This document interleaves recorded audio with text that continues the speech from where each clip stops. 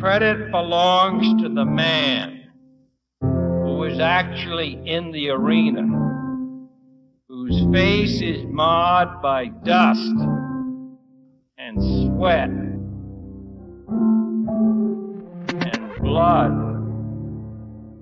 Hello, everyone, and welcome back to the Vitruvian Man podcast, a podcast centered around self-mastery. I'm your host, Zach Schenken. It has been a bit of time since I've done a solo episode. The last few weeks have been cross uploads with me featured on other people's podcasts, which has been really an excellent opportunity to meet some pretty cool people. I hope you guys found value in those episodes. If you haven't heard them yet, go ahead and go back to the last few. I was able to sit down with Jack, Ryan, and Logan, all kind of separately talking about different stuff featured on their respective podcasts, but they're all really cool. They got really cool guys doing really cool stuff. So it was excellent to get the opportunity to sit down and speak with them. Pretty unique opportunity to also, share my story on their platform, but I figured uploading on here also was nice, for whatever captive audience I have, for you guys to get a better understanding of a little bit about who I am, what I'm working on, and all that stuff. At the time of recording this episode, it is December 31st, New Year's Eve, 2022, which means the year 2022 has come to a close. It was an unbelievably transformative year for myself, and I know for a lot of other people. Crazy, of course, to think that it's already flown by.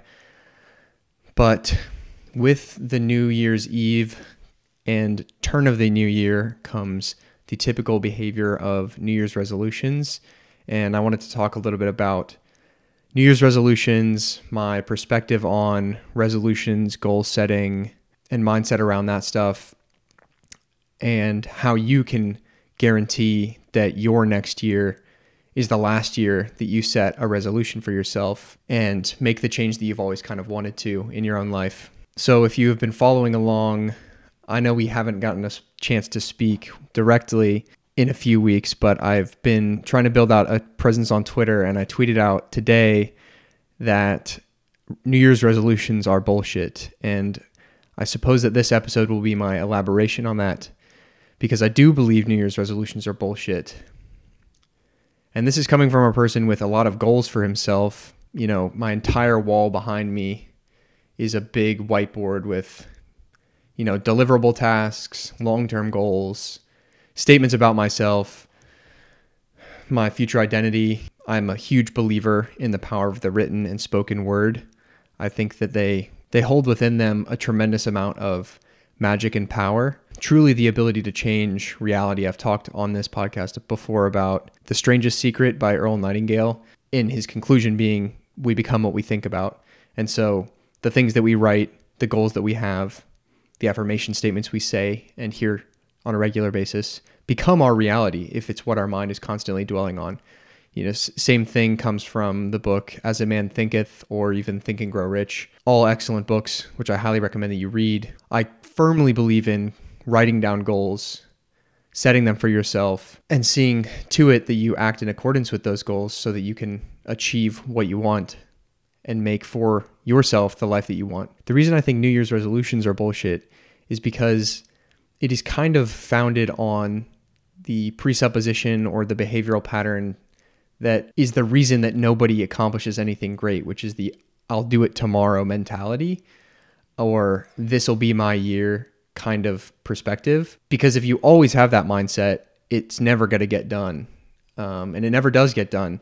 I have fallen victim to this before in the past, and no one is particularly above it. But I would just ask to someone who is setting a New Year's resolution, even a former version of myself, when you're looking to, review over the last year, and I'll go into kind of what I have adopted as my practice for year in review and goal setting as well. But if you're sitting there and you're looking over the last year and you're not where you wanted to be January 2022, now in December 2022, and you're trying to set the goal and you say, all right, this year will be different. This year I'll be different. This year's my year. This is the takeover. All this stuff. You see it all over social media. People love to talk about it, but not a lot of people like to be about it. That talk is super cheap, but the action speaks louder than words. And the truth of the matter is that you should never put off till tomorrow what you should be doing today. If you know it's worthwhile to do, period, at some point, you know you want to do it eventually, then you have to do it now, because now is the only moment that you have exercisable control over. You can't get back the last year. So I'm not encouraging you to look back and be like, damn, I was a lazy piece of shit this whole last year. I fell short on my going to the gym goals, or I didn't eat properly, or I didn't start that business I always wanted to. There's no part in lamenting it. We've talked a lot about the 3 different states: past being depressive, future being anxious, and present being peace.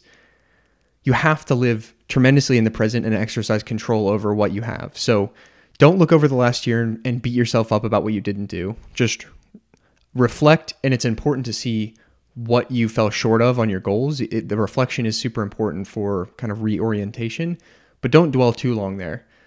And also don't write out all these lofty goals for 2022 or 2023, and focus tremendously on who you're going to be at the end of the year or the end of 2 years or 5 or 10, but don't actually crystallize those into an action plan of what the day-to-day looks like to make you become that person. You have to do it now. If it's worth doing eventually, then why not start today? I don't think you should treat December 31st any different than you would January 1st, any different than you should have done January 1st, 2022. You know what you need to be doing. Everyone does. But the reason that we don't do it is variable, and we can come up with an infinite amount of excuses, and it's a constant battle for everyone. Even the highly disciplined among us, there's always a reason not to. Even this podcast, it's December 31st, it's New Year's Eve, but I'm sitting down here to record this because I know it's what I need to do to, one, be self-reflective over my past year, but also move closer to my goals.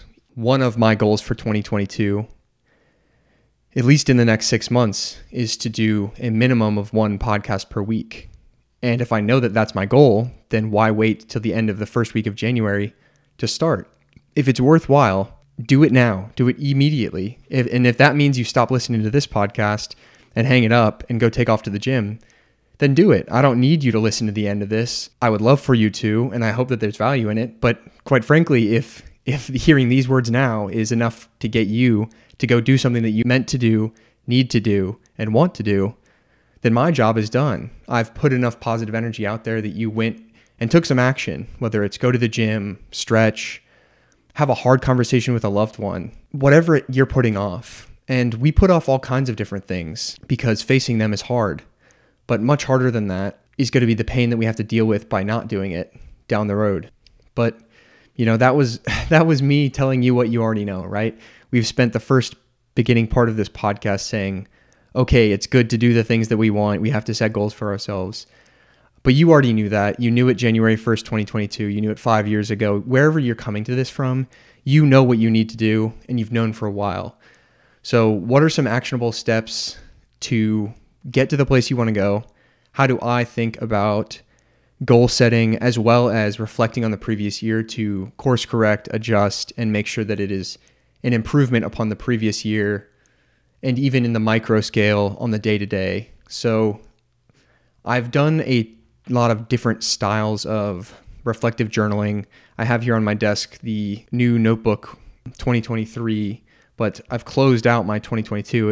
I actually went to the very last page in this notebook, so it was kind of a nice even wrap up, which is cool. But this morning before recording this, I did my year in review practice, which is under construction, as is my entire life. But what I've come to determine works best for myself is an adaptation of a lot of different stuff that I've tried over the years and over the months, and I found to be the most effective for myself. So don't take it as a prescription, but certainly try. Feel free to try out what I suggest, see how it works for you.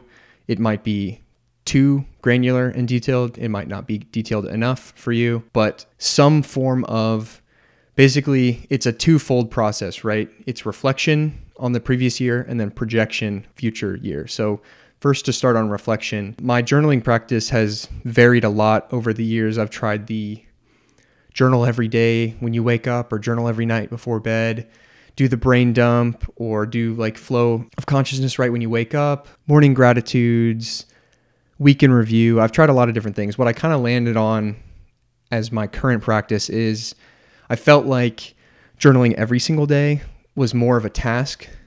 It ended up feeling like a lot more of a task than a benefit to my life, not really improving my mental health, my clarity, just because the day-to-day, it's just another thing to get done every day. And if it felt like too big of a task to sit down and have like a conversation with myself, it wasn't really giving me a lot of value. So what I landed on is every day when I wake up, I do 3 things that I'm grateful for. I try to be pretty specific as opposed to the broad, like happy to be alive or happy that I have family. I try to be like really explicit. So if I really enjoyed my morning coffee or a conversation I had the previous day or a podcast I listened to or a book I'm reading, or sometimes, especially now that the weather's changed, a hot shower, a warm bed to sleep in, certain things like that to bring you to the present moment. I've talked before about gratitude on the Thanksgiving episode. You can go back and listen to that. So I try to start the day in a state of gratitude. I think it brings towards me a world of abundance, and it helps me recognize that I don't need anything else out of the day. I'm already fulfilled and have everything that I need right when I wake up. So it puts me in a good frame there. So that's a quick 3 things that I can jot down. It's not too tedious. And then from there, I like to, and it was interesting, I've fallen off the past probably 6 months or so because I've been so much in like an execution stage with building my business and everything, as well as working full time, that I've fallen off the practice of doing a week in review where like every Sunday, take a quiet 15, 20, 30 minutes to sit down and write about how I actually felt that week, and less of like task by task, did I get done what I wanted to, but more like, how did I feel like mentally? What am I thinking about going through? And that's a little bit less on the execution performance side and more of like mental health, as well as being able to like look back narratively. Part of my reflection this morning was reading back through my 2022 notebook. And for the first 6 months of the year when I was consistently doing week in review, it was really cool to be able to now look back and see where my mindset was. And, the first 6 months of 2022, I was still in university in my senior year. So the difference in my mindset and what I've been doing, it feels like I lived kind of a split life the first and latter half of this year. I was still playing sports full time at my university. I was looking for a full-time job and like watching the progression of I'm stressed about it to I got this interview to I got a job was pretty cool to go back through and see where my head was at, even like getting over a previous relationship, getting to a state of contentment, the ebbs and flows of like anxiety, confidence, and just perspective on things. And then what little things I was trying along the way that stuck and certain things that I tried for a little bit that didn't. And then even to be able to reflect back on some of the fun moments and things that I did throughout the year, whether it was traveling to Spain in the spring or going for a national championship run at the end of my senior season, things like that, was really cool to look back and actually see what my mindset was like, because I can always look back at a calendar and see what things I did, but I won't exactly be able to remember unless I capture it in video or writing how I felt in those moments. So it was cool to read back through that. So I would encourage some sort of practice like that, whether it's month in review, week in review, or if you enjoy and find value in the daily, that would be really cool as well, because then you have almost a novel of your previous year. But during my practice, my reflection half, I read back through that, and in a similar vein, I like to kind of narratively talk to myself about how the year went. So I read back through all that stuff, and then I did kind of in my 2023 year in review or 2022 year in review, started off with just like how I felt, kind of just speaking to myself as like a journal entry type of thing.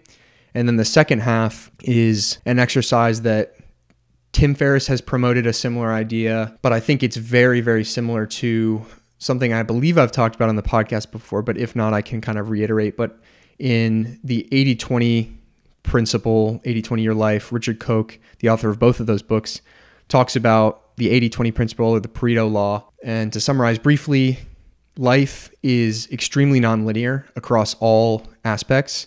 And the term 80-20 comes from 20% of your inputs will give you 80% of the return. So look for in life things that give you disproportionate return on your investment, meaning what are the times, what are the things that you can do, the people you can spend it with that give you most of your fulfillment. Write down those things. And he calls this the happiness islands exercise, whether it's moments of time, people, types of activities, all these things.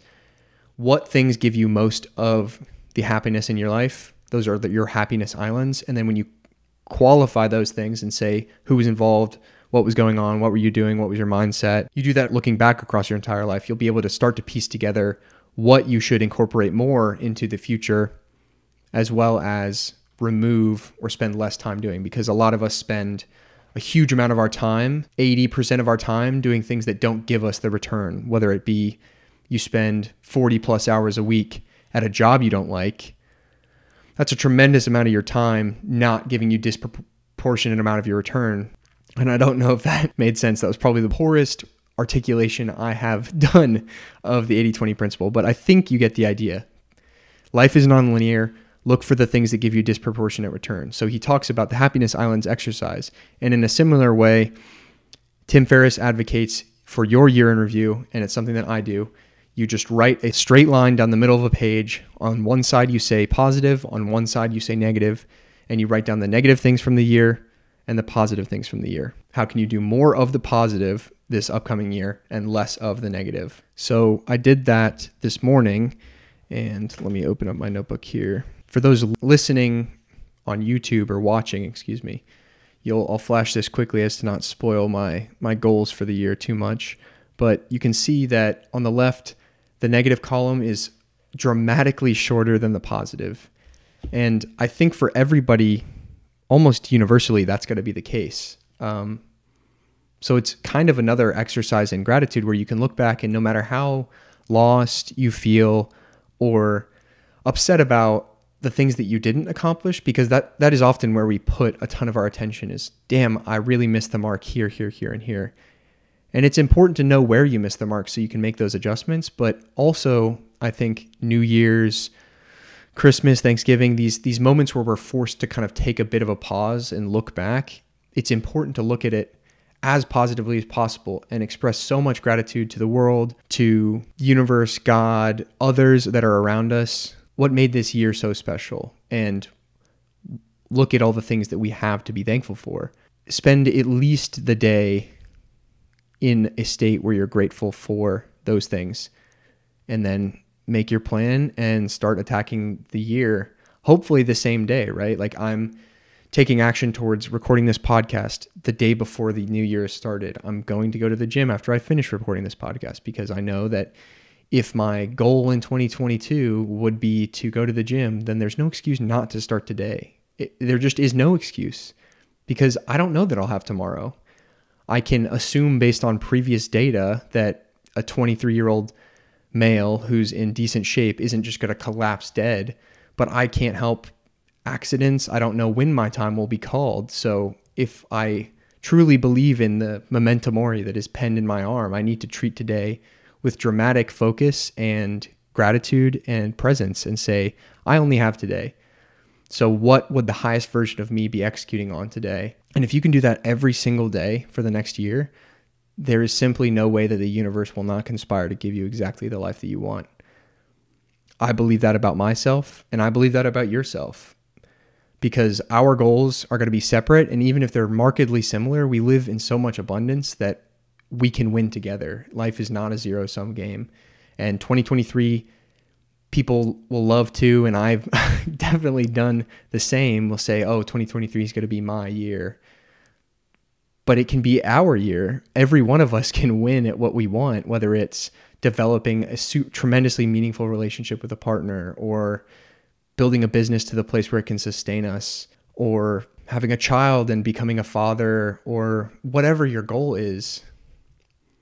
You can have it and I can have mine, and we can all win together, but it's required that each of us take action aligned with our individual goals to make that happen. So that is my, and was my 2022 year in review practice. And I hope that you are doing something similar today. Take a moment, whether it is whenever you hear this, whether it's the new year. I guess I won't be putting this podcast out today, maybe tonight, depends on editing, but you'll be hearing this likely in the new year in 2023. So in the first few days and weeks of the year, whenever you do come to hear this, I encourage you to take a quiet moment, set aside the time to be intentional, because it's so easy to get caught up in the busy and day-to-day and your new task list for the year, and your job's going to start telling you new stuff, and you're going to be prepped for, Q1, all you young professionals out there. And then pretty quickly you'll blink and it'll be March or May. So if you take the time intentionally at the very beginning, you can set yourself up for much more success down the road. So you're not 6, 8, 9, 10 months into the year, haven't moved anywhere closer to your goals because you never took a time to define them, reflect on the year previous where you missed them, and then figure out what the action steps are to get you there. So that is the reflection, and then onto projection and goal setting for the year and goal setting in general. I think what I've done is I made my list for 2023 goals. And when I was reflecting over the previous year, I went back to, one of the first entries in this notebook, which was my 2022 goals. And if I'm not mistaken, all but one of those goals was accomplished. And that's pretty cool because this page is from January 9th, 2022. So almost a year ago today, when I didn't know where I would be working full-time, didn't know if I would have a full-time job, certainly didn't know that I would have a podcast or be doing all the things that I'm doing now. I wrote out all these goals for myself and believed tremendously that they would happen, especially by putting them down in pen. I've talked before about not writing goal lists, but checklists. And I think the act of physically just writing them down creates a checklist. When you see something in writing, especially when it's in front of you, whether it's on your wall or your whiteboard, it is very hard to look at that every single day and then not get around to doing it. It's really easy when it's just floating around in your head and you're like, oh, well, maybe I'll do that this year. Maybe I'll take that trip. Maybe I'll go talk to so-and-so. Maybe I'll put myself out there. But when you put it down on paper, there's magic in that. And I think it's magic that's beyond our direct comprehension, but what we can see by observation is that it works. There is now neuroscience to back up the fact that when we write goals, our brain more successfully works towards completing them. I think that there is also a sort of manifestation and spiritual aspect to it as well. But whether you land in the scientific or the spiritual, whatever justification you need to take home, you do know and can understand that writing down your goals will make them appear before you faster and more articulately and clearly than if you do not. So I would say writing it in a phone notes app is good, but writing it down on paper is better. And then taking that paper and putting it in front of you every single day is best. So how do I go about writing goals? How do you select your goals for the year? How do you project out 12 months ahead of yourself and want/know where you can and want to be? The first thing I would say is dream big and aim small, miss small. So ask tremendously of yourself and of the universe, higher than maybe you think is even possible, and be surprised by how close and how much you are given, as opposed to undershooting and being quote unquote realistic, because the worst case scenario is that you get that and you'll never know how much more you could have had. But if you ask greatly of yourself, you'll be surprised that you rise to the occasion and the world conspires to give it to you. And then aim small, miss small is be extremely, extremely specific. Don't just say, I want to get in better shape this year. Say, I want to get to X weight. I want to be able to move X weight in the gym. I want to be able to run a certain speed mile. I want to get down to a certain percentage body fat. I want to fit into a certain size dress. Be really, really specific. And if you compare it with pictures, that's also powerful because you're doing more of the subconscious work. Your brain is seeing the dream in front of you. So that means look up your dream physique, whether it's a celebrity or somebody you know, whatever it is. Look at those images, imagine yourself as already having it, and watch how life legitimately warps towards having that. It is hard to describe and it seems woo-woo and pseudoscience-y, but every single successful person out there says the same thing with different words. As a man thinketh, Think and Grow Rich, The Strangest Secret. It's even in the Bible. It is literally the law of attraction in the Bible. For the Christians in the audience that have their Bible handy, go check me on the reference. But to hear it in the words of Jesus Christ himself, "Have faith in God," Jesus answered. "Truly I tell you, if anyone says to the mountain, 'Go throw yourself into the sea,' and does not doubt in their heart, but believes what they say will happen, it will be done for them. Therefore I tell you, whatever you ask for in prayer, believe that you have received it, and it will be yours." So whether you hear it from Tony Robbins or Jesus Christ himself, the men that have walked this earth and have gotten what they wanted out of life believed that they could have it with unrelenting clarity and conviction, and they got it. So it might sound crazy coming from a person who doesn't have tens of millions of dollars in the bank yet, but take Jesus Christ's word for it if you don't want mine. If you just believe tremendously in the goals that you have for yourself, believe that you already have it, and then you take aligned action with that every single day, the universe will give it to you. Bar none, it will be yours.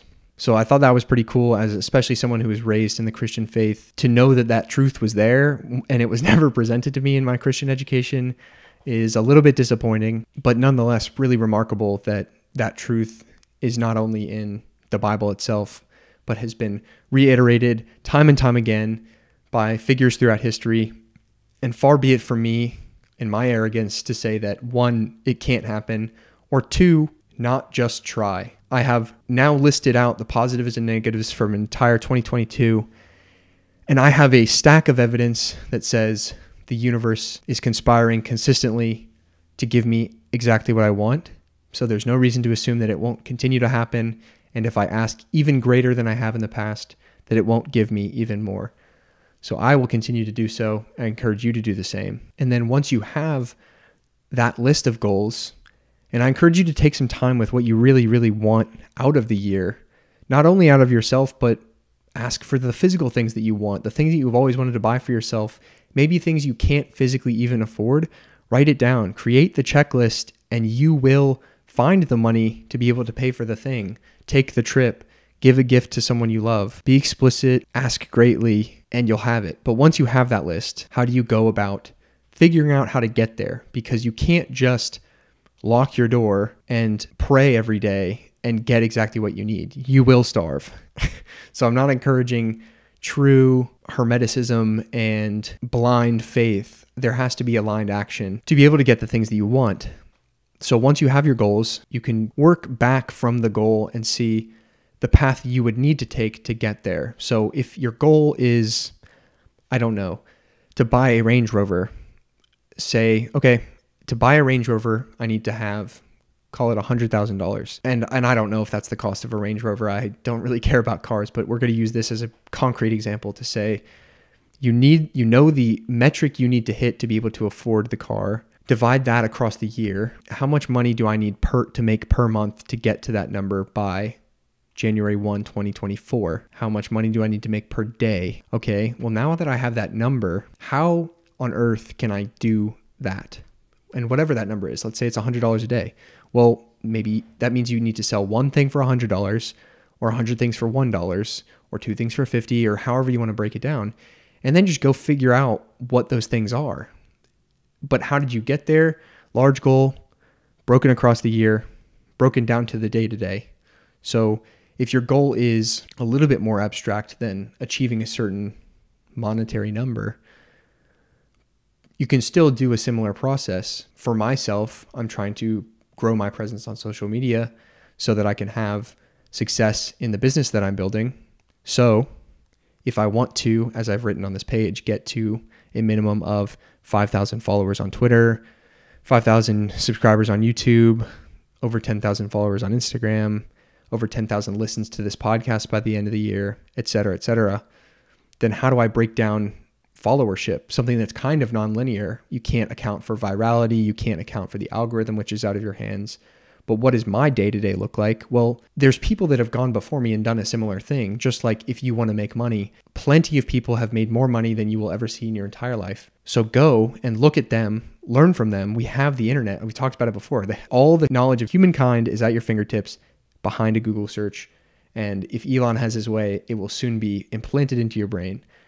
So recognize the power that is there and then search egolessly for answers from other people so that you can get there faster. So for me, looking up how to grow on social media, we'll take Twitter, for example. What are my daily non-negotiables? What do I have on the whiteboard that is behind me right now that I look at every single day and check the boxes every single day? Well, when you have no followers on Twitter, you need to tweet on other people's accounts and comment. So it's a minimum of 10 outbound comments a day, 1 thread per week, and DM people that you find interesting to start to grow your following slowly. And as far as putting out content, for me, it's like 1 podcast a week per minimum. And I have you can break any of these goals down into the daily non-negotiables. And so that is where you take these pie in the sky, the world will give me whatever I want goals, and then actually make sure that the world conspires to give it to you. You should shoot high, aim for things that almost seem unreasonable, and then take aligned action. The aligned action is, what is my daily step? If you want to get in the best shape of your life, what does the person who is in the best shape of his life do? He goes to the gym, takes intentional rest days, eats aligned with his goals, tracks what he's eating, drinks enough water, sleeps. Every goal can be broken down into its variable components. It's like an ingredients list. You can't get to a fully cooked meal that tastes how you want it without a list of ingredients that need to go into it. You can't get to a goal without having a list of things that you need to do to achieve it. Just like you couldn't bake a cake without knowing that you first want to bake a cake. The goal has to come first, and then from there, break it down into steps, whether that's the monthly, the quarterly, or the daily. So that, I think, concludes my ramblings for the last podcast of 2022. I think it is no divine coincidence that it is my 22nd episode. I think that's pretty cool, especially because I kind of arbitrarily had a start time about 6 months ago when I started this podcast and tried my best to make it a weekly thing. I suppose if it was 6 months ago exactly, that makes 24 weeks. So I was close. I know for a fact in the next 6 months, I will not just be close. I will be exactly hitting a minimum of a podcast a week, barring death, famine, and destruction. So everything that is within my control, I will be doing that. So you can get excited for that kind of consistency moving forward. If you've listened thus far and have been following along this journey, thank you so much. It means the world.